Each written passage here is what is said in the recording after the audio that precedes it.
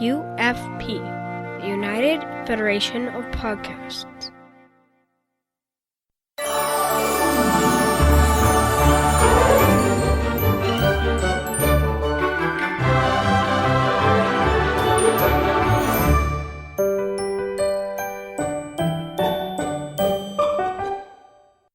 To all who listen to this happy podcast, this is Mickey's Marvels on the United Federation of Podcast Network. You can contact the network at contact@ufp.earth, on Twitter @UFPearth, and on Facebook. I am your host, Tribs, and join with me today is not Magic, but the better half of the Magic family. It's Ariel. Ariel, how are you? I'm doing good, Chris. How are you? I'm well, thank you for asking. It's been a long time coming, and considering the current climate of which we live in as we record this in March 2020, with the global pandemic that has struck us, we kind of look back at trips we have taken, because this is, in the state we live in now, we look at ourselves and we look at how we're boxed in, and we look to the outside world, much like our pictures on social media, and we reference back to a year prior, months prior, to happier times where we are on vacations with our family, when we're outside with ourselves, glorious outdoor pictures. And so I wanted to come to you, I wanted to have you on the show, because you are somewhat of a travel aficionado yourself. You and your family do take several vacations a year, mostly Disney-oriented. Some cruises and some trips to Disney World. So I wanted to have you on because you have more of an insight for our listeners as to what to expect for a Disney cruise or Disney trips down to Disney World. So let me start with this. So let's talk about the Disney cruise. You're well versed in that. So can you tell me what dining, entertainment, and activities can I enjoy aboard the Disney Cruise Line ships? Okay, well, it depends on which Disney cruise you're actually picking, because there's 4 in the fleet. So you have the 2 smaller ships that are the Disney Magic and the Disney Wonder. It's funny because the Disney Wonder is the one that we just cannot be on. We've been on pretty much all ships except for the Wonder. And then you have the 2 larger ships, which is the Fantasy and the Dream. So the Fantasy and the Dream are basically out of Port Canaveral, and the Magic is mostly out of New York and kind of goes across to Europe, and the Wonder's more on the West Coast. All of the ships share some of similarities in terms of restaurants. So you have Animator's Palette, which is on all 4. What is unique about Animator's Palette is basically there's 2 setups depending on whether you're on a 3-night or a 7-night. And it's a restaurant that is all transformed in terms of animation and color. So in one of the showings, you'll basically have Crush, which will come to life on the screens and will interact with you. The second night, if you're on a 7-night or you get to repeat that, it's basically the entire place goes from black and white to color, including the restaurant staff. And it's really a very involved and theatrical performance for animation. On all of the other ships, you also have a royal court, or I'm trying to think of the second name of it. You have the royal court on all of the ships, which is basically like a nicer entertainment one. It's more upscale. And then the one in between will be either on the Fantasy and the Dream. You have the Enchanted Garden, which is kind of like in between. It changes colors. It's supposed to be like a Versailles. And then on the Magic and the Wonder, it changes. It used to be karaoke's, which was kind of like a Caribbean style. That now what they've done, and they're changing all of the ships, is they're taking that middle restaurant and they're making it themed unique. So on the Magic, you have now Rapunzel's Royal Table, which is a Rapunzel basically show. And on the Wonder, you have Tiana's Place. So that's based in New Orleans. So that's where they're kind of differing. On all 4 ships, you have the choice for upscale dining, which is Palo, which is an additional charge, and that's adults only. It's more of an Italian fare. They offer it for brunch and they also offer it for dinner. On the Fantasy and the Dream, which is the two larger ships, you also have the option to do Remy. And Remy is, if you think about the movie Ratatouille, it's centered around that. So think France.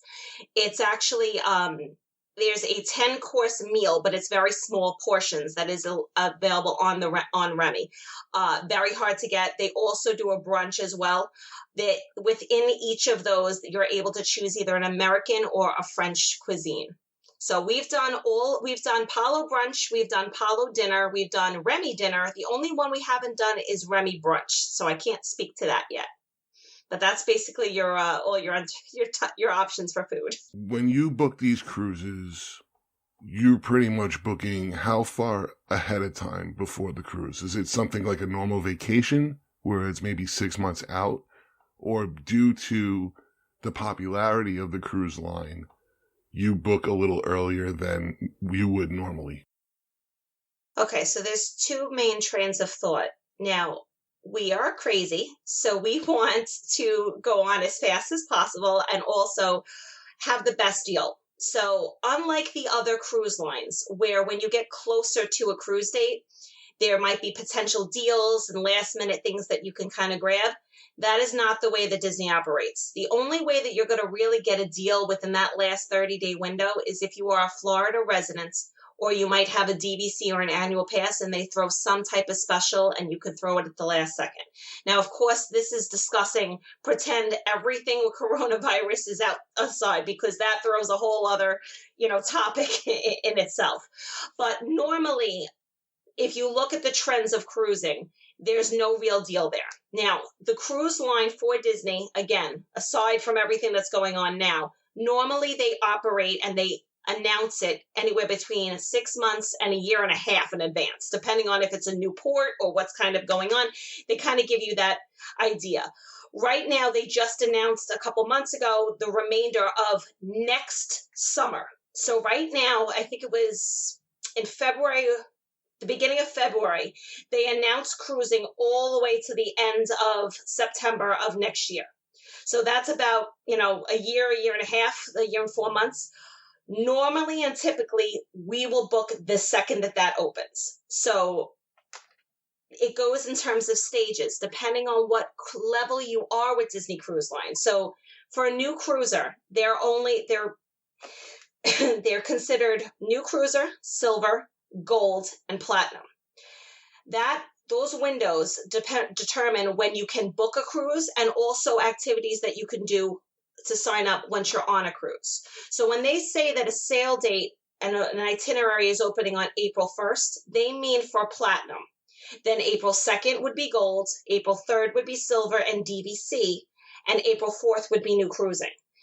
The time and the amount of money that can change from opening day from a platinum to a new cruiser could be several hundreds or even $1,000, depending on how fast that cruise is selling out.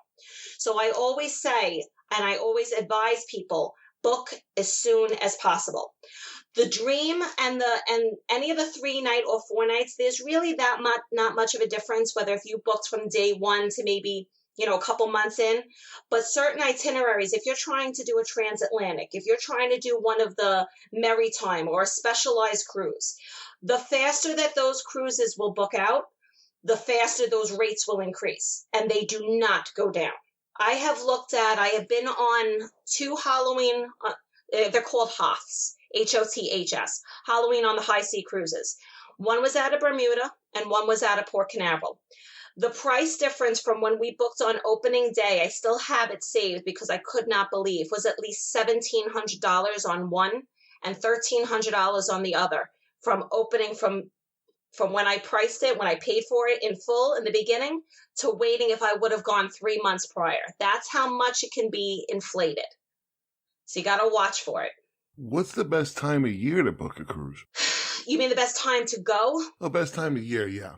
We'll say best time of year to go. Well, it depends in terms of your wallet because you typically the nicest time or the cheapest time is, January or February, or anything that's not a break. You're going to see higher, think about it in terms of Disney World, okay? Spring break, summer, Christmas break. If you try to go to Disney World the week before, average price $3 to $5 grand. You try to go that particular week, $5 to $10 grand. It goes the same way in terms of cruising. Now we have cruised typically in April. And the reason why we do April is we are also DVC members, and the amount of money and the amount of points on the DVC charts is very high for the month of April. So if we're going to pay for something for cash, we like to stagger our vacations and do it smart.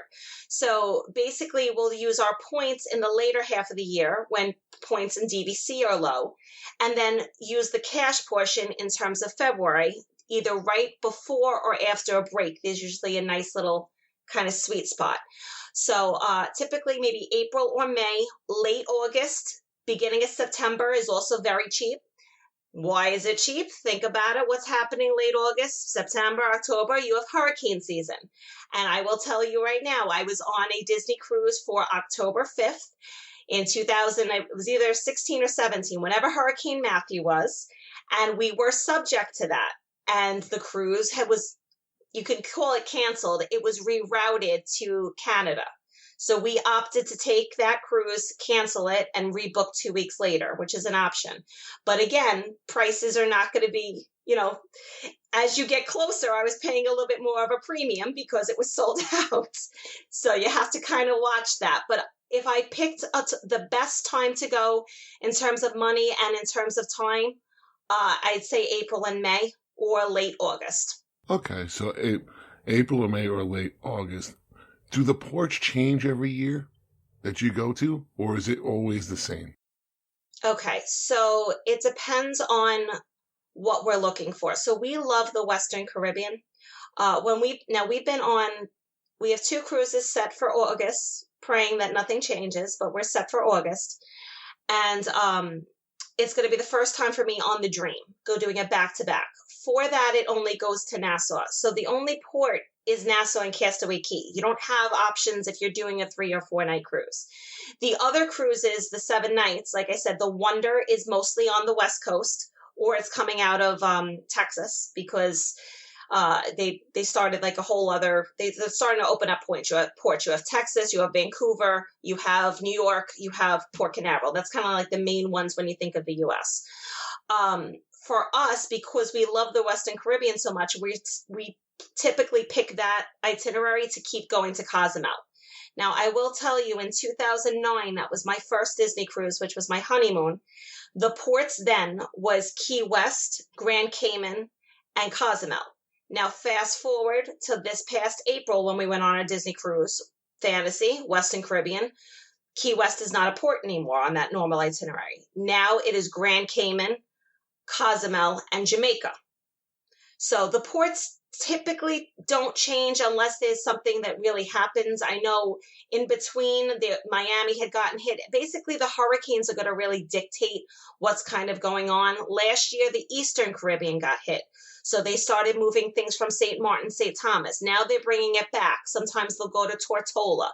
But usually with Disney Cruise Line, they stay with with pretty much the same ones. And you're kind of limited because there's only 4 ships right now. I mean, we have 3 more ships that are coming out tentatively for 20. We don't know what's going on because, it's in Europe. But, for 20 at the end of January 22 and then 23, 24, it looks like it got pushed back. But we'll see what happens with that. There's talk about the smaller ships being permanently moved over to the side. It's all speculation at this point. We don't know. They might open up new ports. We don't know if what's been going on now is even going to change the cruising industry. So it's too hard to tell right now. It's pretty intense the way you look at it too. You're kind of gambling on what's going on between booking and flying out. And for me would be flying out, but flying out to a port, and then you're gambling on the current weather of the places that you visit. So would that be a big impact on the experience itself, given what you have on the ship to supplement that, to offset it? Excellent question. It depends what you deem important in terms